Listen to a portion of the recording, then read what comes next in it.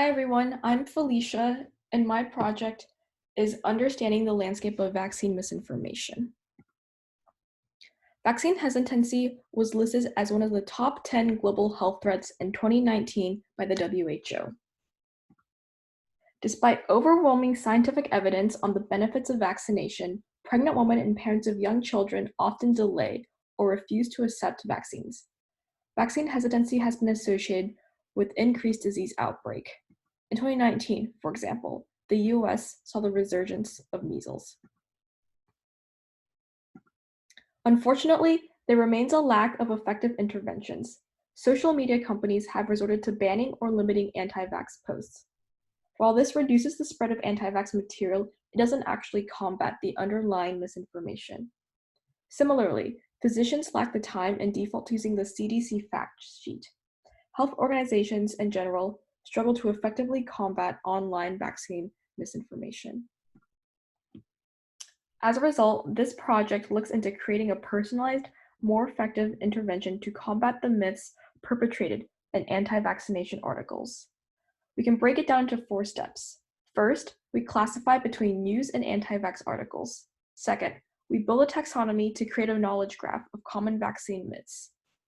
Third, we use 3 different approaches to label anti-vaccination articles into categories from our taxonomy. And finally, fourth, we survey participants to choose between different potential interventions.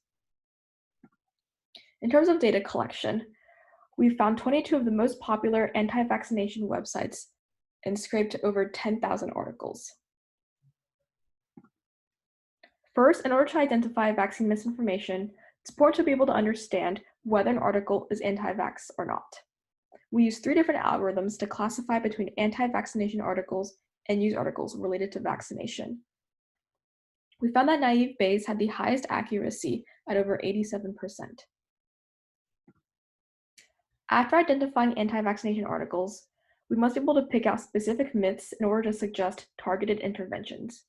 However, we found that using just normal natural language processing techniques alone is insufficient. As a result, we created this vaccine taxonomy that categorizes misinformation into 5 key categories. For each of these 5 key categories, we came up with a list of relevant tokens. In the next step, we had 3 different approaches to labeling a given anti-vax article into categories in our taxonomy. First, we used CountVectorizer to simply count the number of times an article had tokens from each category. In this case, if an article had a token from any category, then it was labeled as belonging to that category. Second, we transformed articles and queries for each category into TF-IDF vectors, then compared the cosine similarity between each article and category.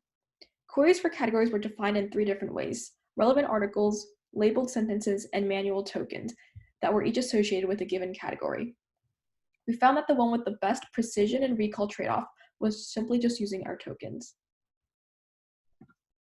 Finally, our third approach looked at using word embeddings in a local window.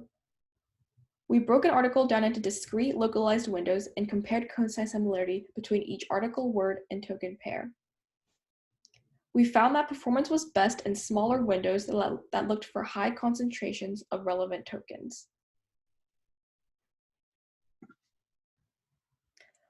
Labeling anti-vaccination articles with categories from our taxonomy allows us to offer more personalized interventions.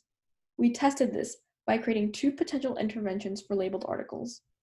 We surveyed 5 respondents to determine whether they prefer the default CDC intervention or our potential intervention. For example, one of the most infamous vaccine myths is that vaccines cause autism.